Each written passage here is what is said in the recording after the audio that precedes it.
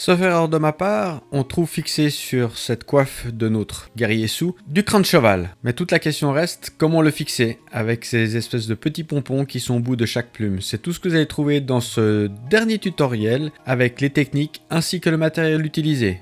Plus de descriptions bien évidemment dans le détail de cette vidéo. Bienvenue sur ma chaîne YouTube SZ Miniature, une chaîne dédiée au montage et à la mise en peinture de figurines historiques.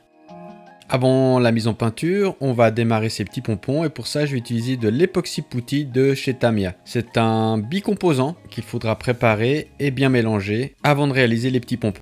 Donc pour ça je vais utiliser les deux composants qu'on a avec un cutter préparé deux morceaux que je vais bien mélanger.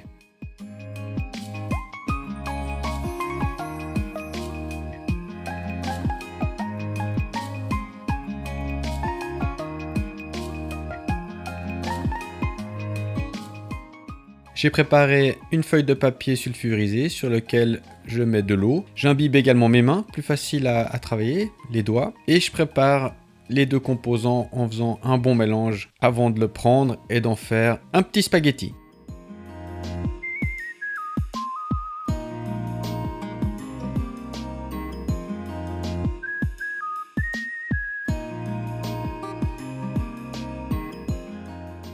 Mon spaghetti est réalisé, je vais prendre mon cutter et faire une petite découpe dedans pour préparer des petites boules. Donc là toujours sur le papier sulfurisé, bien humide, y compris les doigts, pour préparer ces petites boules qui vont venir au sommet de chacune des plumes.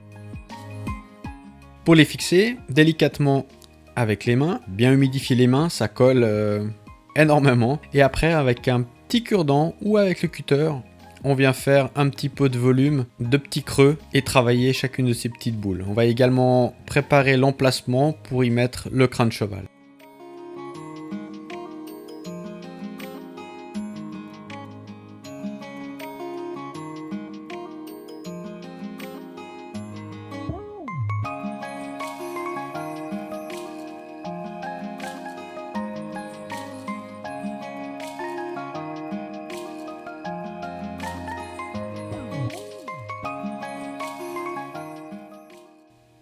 Ouais, comme on peut le voir, pas si simple cet époxy, ça colle beaucoup. Il faut bien humidifier, y compris le cure-dent, les doigts, pour bien pouvoir le travailler. Un peu de patience, on y arrive.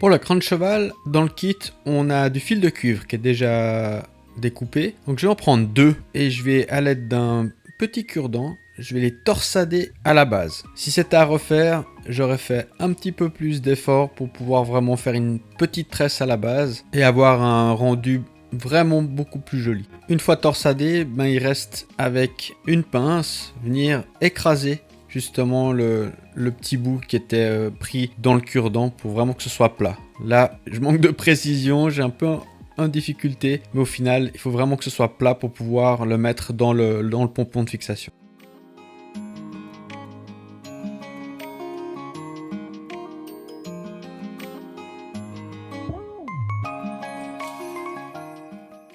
Une fois que c'est terminé, on en a un certain nombre dans les mains.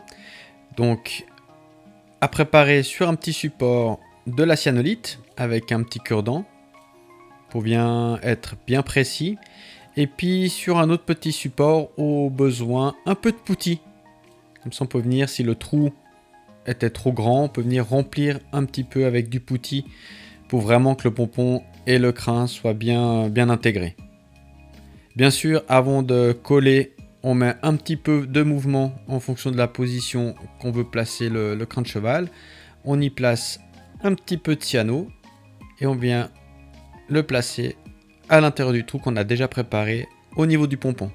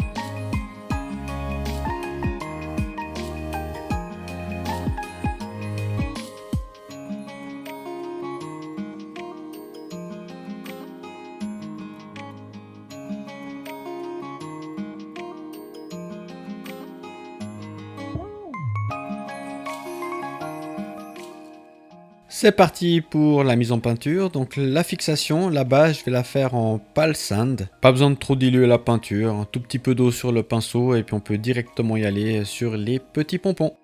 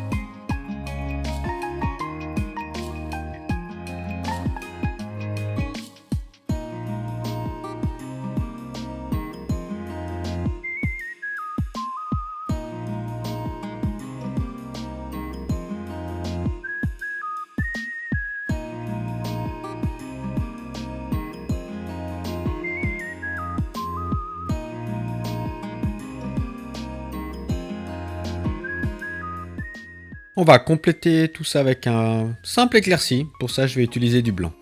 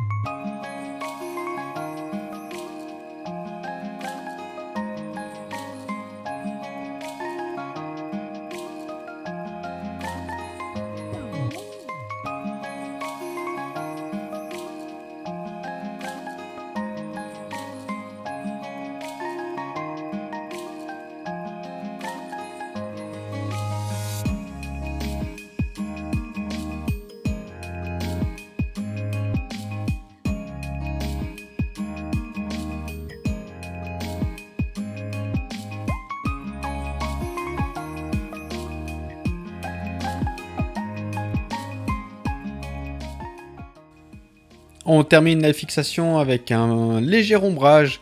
Là, j'utilise un Desert Uniform, c'est un jaune beige. Et puis, on va faire le dessous au niveau de la fixation sur les plumes. On va venir faire quelques petites touches ombrées.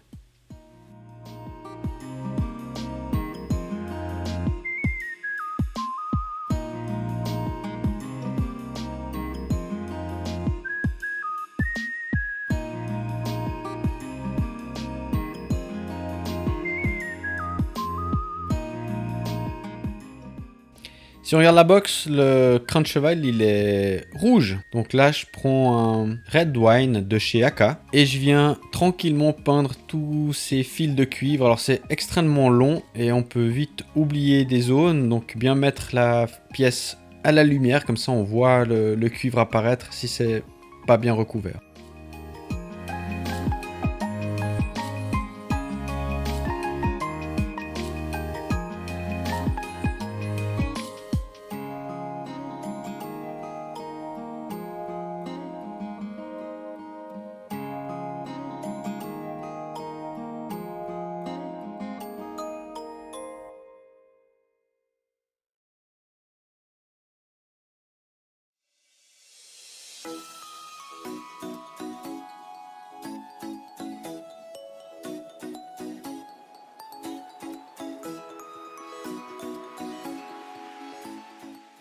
Un premier éclairci, pour ça je reprends le red wine de chez Aka et je viens y ajouter un pale sand. On peut y aller à 50-50. Au niveau de la dilution avec de l'eau, pas beaucoup, hein, il faut que ça tienne sur le fil de cuivre. Donc juste humidifier le pinceau, mélanger les couleurs et aller directement sur les zones à éclaircir du crin.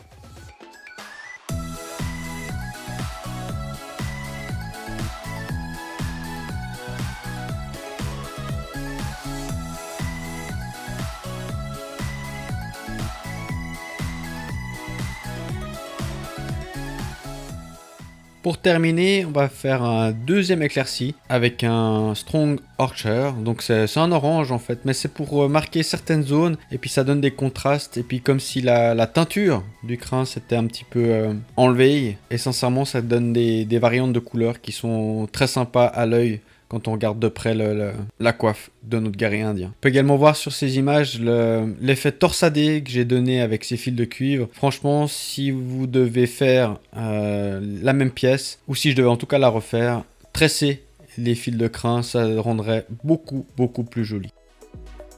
On arrive bientôt au terme de cette vidéo. Troisième partie pour réaliser l'entièreté de cette coiffe de notre guerrier Su. Franchement, il y a beaucoup de travail, les techniques pas si compliquées que ça, beaucoup de patience, beaucoup de finesse et surtout beaucoup de plaisir à réaliser cette pièce.